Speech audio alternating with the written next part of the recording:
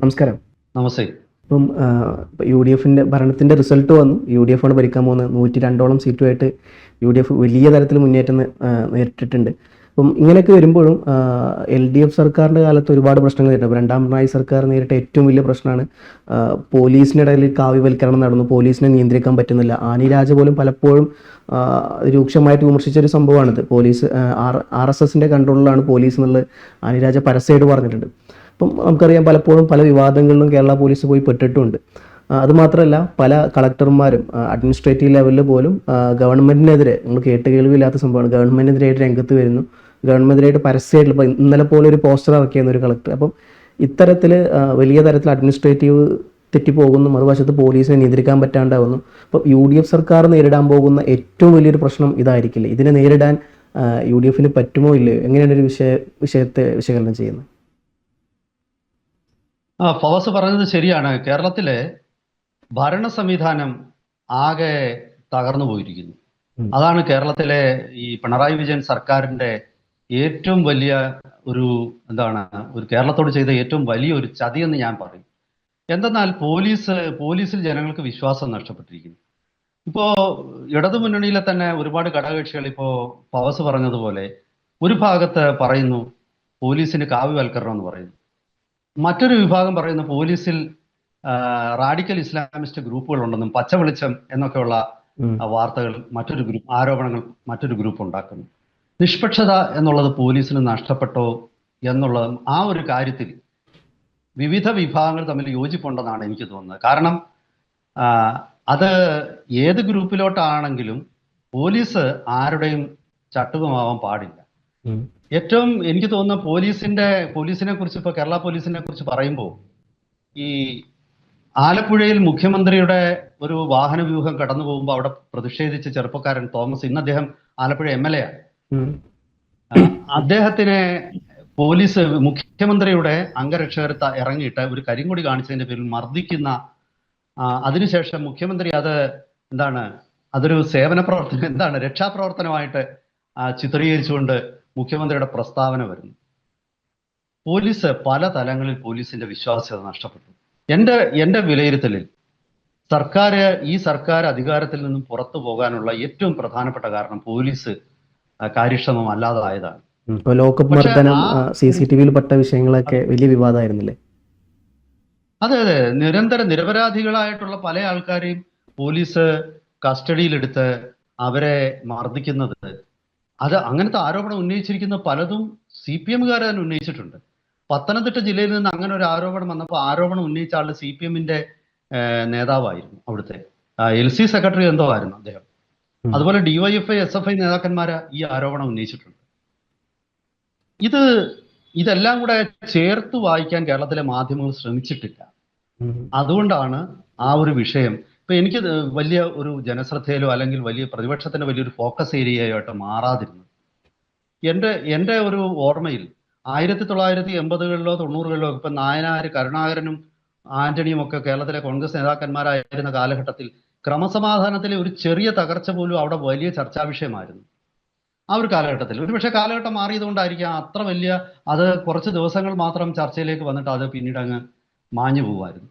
അതുപോലെ കേരളത്തിൽ വ്യാപകമായിരിക്കുന്ന മയക്കുമരുന്ന് വ്യാപാരം, അത് ഭീകരമായ ഒരു സംഭവമാണ്. കാരണം ഇന്ത്യയിൽ മയക്കുമരുന്ന് കേസുകൾ ഏറ്റവും കൂടുതൽ രജിസ്റ്റർ ചെയ്യപ്പെട്ട നഗരം കൊച്ചിയാണെന്നും അത് ഒന്നുകിൽ 1-ാം സ്ഥാനം അല്ലെ 2-ാം സ്ഥാനം ഇത് കൊച്ചിക്കുണ്ട്. അമൃത്സർ, പഞ്ചാബ് ഒക്കെ കഴിഞ്ഞാൽ ഏറ്റവും അധികം കേസുകൾ കേരളത്തിലാണ് മൊത്തത്തിലും.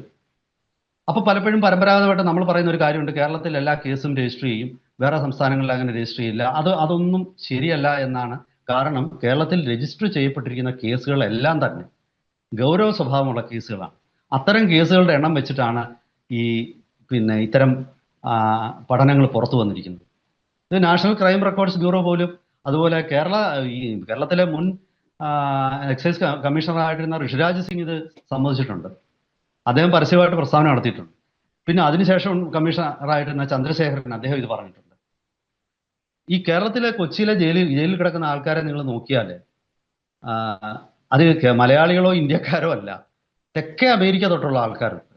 അതായത് ഇക്വഡോർ, മെക്സിക്കോ, ഫിലിപ്പൈൻസ്, അങ്ങനെ പിന്നെ നിരവധി പിന്നെ മയക്കുമരുന്നിന്റെ കേന്ദ്രങ്ങളായിട്ട് അറിയപ്പെടുന്ന തെക്കേ അമേരിക്കയിലെ രാജ്യങ്ങൾ, അതുപോലെ തെക്ക് കിഴക്കൻ ഏഷ്യയിലെ രാജ്യങ്ങൾ, ഇവിടുത്തെയൊക്കെ പൗരന്മാര് കൊച്ചിയിലെ കാക്കനാട് ജയിലിൽ കിടപ്പുണ്ട്.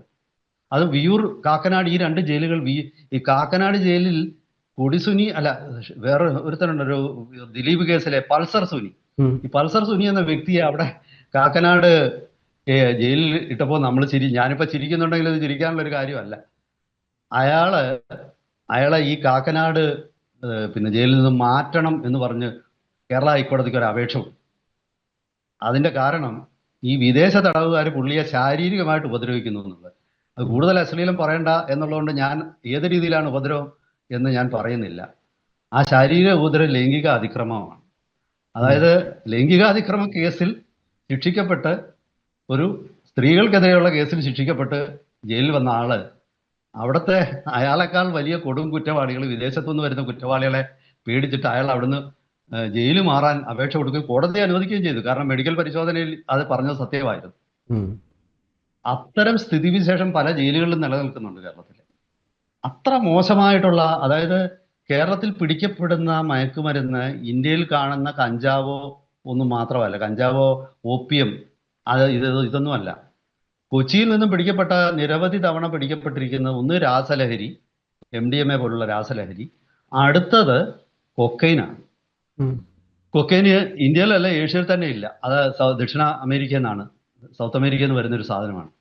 കേരളം ഒരു ട്രാൻസിറ്റ് പോയിന്റ് പോലായി. ഞാൻ ഈ പോലീസിന്റെ വീഴ്ചകളെ കുറിച്ച് കൂടുതൽ, കേരളത്തിലെ എത്ര പേരാണ് ഭീകരമായ ഗുണ്ടാക്രമണങ്ങളിൽ കൊല്ലപ്പെട്ടിട്ടുള്ളത്? ഭീകരമായ ആക്രമണങ്ങൾ നടക്കാറുണ്ട്. ഈ അടുത്ത ഏറ്റവും ഒടുവിൽ ഈ കരുനാഗപ്പള്ളി എന്ന് പറയുന്ന സ്ഥലത്ത് ഒരാൾ പോലീസ് സ്റ്റേഷനിൽ പോയി ഒപ്പിട്ട് തിരിച്ചു വരുമ്പോൾ അയാളെ റോഡിൽ ഇറക്കി വെട്ടിക്കൊന്നു. ആള് ഗുണ്ടയാണ്, അത് സംശയമൊന്നുമില്ല. അയാളും ഗുണ്ട തന്നെയാണ്, കൊല്ലപ്പെട്ട ആളും ഗുണ്ടയാണ്, കൊന്നവരും ഗുണ്ടകളായിരിക്കും. അത് പിന്നെ തിരുവനന്തപുരത്തും ഈ ഒരു രീതിയിലുണ്ടായി. മയക്കുമരുന്ന് കഴിച്ച കുറെ ചെറുപ്പക്കാർ വേറൊരു ചെറുപ്പക്കാരനെ കൊണ്ടുവന്നിട്ട്, വലിച്ചുകൊണ്ട് വന്നിട്ട് ഇടിച്ചിടിച്ച്, കല്ല് വെച്ച് ഇടിച്ചിടിച്ച് കൊന്ന സംഭവം ഉണ്ടായിട്ടുണ്ട്. അതായത് അത്ര പ്രാകൃതമായ പിന്നെ കൊലപാതകങ്ങൾ, ഭീകരമായ ക്രമസമാധാന തകർച്ച, ഇതൊക്കെ കേരളത്തിൽ ഉണ്ടായിട്ടുണ്ട്. ഇപ്പം സാറ് ഈ കാര്യം പറഞ്ഞപ്പോൾ ഒരു കാര്യം ഓർമ്മ വന്നത്, ഞാൻ കൊല്ലത്ത് ഞാൻ വർക്ക് ചെയ്യുന്ന സമയത്തായിരുന്നു ഒരു വലിയ വാർത്ത വന്നത്. അവിടുത്തെ കുറേ ഗുണ്ടാ സംഘങ്ങൾ ഒഫീഷ്യലി ഒരു എന്താ പറയുക ഫ്ലാറ്റ് വാടകയ്ക്ക് എടുത്ത് ഒരു കമ്പനി പോലെ സ്റ്റാർട്ട് ചെയ്ത് ആ കമ്പനിയുടെ ഇനാഗ്രേഷൻ നടത്തുന്നതെന്ന് വാർത്തയിൽ വലിയ ഇടം പിടിച്ചിരുന്നു. ഇപ്പം ഇലക്ഷന് ഒരു 2-3 ആഴ്ച മുമ്പാണ് ഈ വാർത്തകൾ ഉണ്ടായിരുന്നത്.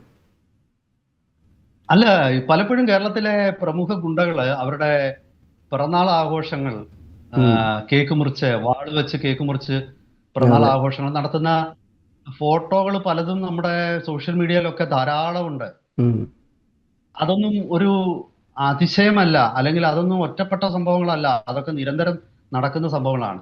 അതുപോലെ സ്ത്രീ സുരക്ഷയുടെ കാര്യത്തിൽ എത്രയല്ല, ഞാൻ ഓരോ കേസായിട്ട് എണ്ണി പറയണമെങ്കിൽ നമുക്ക് ഈ ദിവസം മുഴുവൻ ചർച്ച ചെയ്യണം. അതുകൊണ്ട് ഞാൻ തൽക്കാലം അതിന് മുതിരുന്നില്ല. പക്ഷേ ഈ ഭീകരമായ ക്രമസമാധാന തീർച്ച ഞാൻ എപ്പോഴും ആലോചിക്കാറുണ്ട്. ഞാൻ തിരുവനന്തപുരത്ത് പഠിച്ച ഒരാളാണ്, അവിടെ കോളേജുകളിൽ പഠിച്ചതാണ്. അവിടെ രാത്രിയിൽ, ഞാൻ പഠിച്ചിരുന്ന കാലത്ത് രാത്രിയിൽ 12 മണിക്കും 1 മണിക്കും ഒക്കെ സിനിമ കഴിഞ്ഞിട്ട് ഞാൻ നടന്ന് എൻ്റെ പിന്നെ താമസ സ്ഥലത്തേക്ക് പോയിട്ടുണ്ട്. പക്ഷെ ഇന്ന് അത് അത്ര ഒരു സുഗമമാണെന്ന് എനിക്ക് തോന്നുന്നില്ല. കാരണം അങ്ങനെ പോയ രാത്രിയിൽ പല സ്ഥലത്തുനിന്നും വന്നിറങ്ങിയിട്ട് പലയിടത്തേക്കും പോയവരും, അതുപോലെ എൻ്റെ സുഹൃത്തുക്കൾ തന്നെ എന്നോട് പറഞ്ഞിട്ടുണ്ട്, അവരെ ആക്രമണ ശ്രമങ്ങൾ അവർക്ക് പലയിടത്തും വെച്ച് നേരിടേണ്ടി വന്നിട്ടുണ്ട്. തലസ്ഥാന നഗരമാണ്, കേരളത്തിലെ പോലീസിന്റെ ഒക്കെ ഏറ്റവും ശ്രദ്ധയുള്ള നഗരം. പണ്ടൊക്കെ എന്ന് പറഞ്ഞാൽ അവിടെ ഓരോ മണിക്കൂറിലും രാത്രിയിൽ പോലീസിന്റെ റോന്ത് വീട്ടിലൊക്കെ ഉണ്ട്. ഞാനിപ്പോ അങ്ങനൊന്നും കാണുന്നില്ല. സാമൂഹിക വിരുദ്ധരെ പലയിടത്തും കരുതൽ തടങ്കലിൽ വരെ എടുത്തു വെക്കുമായിരുന്നു. അതൊക്കെ ഇതെല്ലാം തന്നെ രാഷ്ട്രീയം പോലീസിൽ വന്നതുകൊണ്ടാണ് ഇത്തരം ആരോപണങ്ങൾ പോലീസിന്റെ നേർക്ക് വന്നതെന്നാണ് എനിക്ക് തോന്നുന്നത്. രാഷ്ട്രീയം വളരെ നഗ്നമായ രാഷ്ട്രീയം. അതിപ്പം പണ്ടൊക്കെ CPM ഇടതു പാർട്ടികൾ, CPM-ലെ അംഗങ്ങളെല്ലാം തന്നെ പരസ്പരം അവർക്കൊരു സാഹോദര്യം ഉണ്ടായിരുന്നു, അവർ പരസ്പരം ആക്രമിക്കത്തില്ലായിരുന്നു. ഇപ്പൊ അങ്ങനല്ലല്ലോ.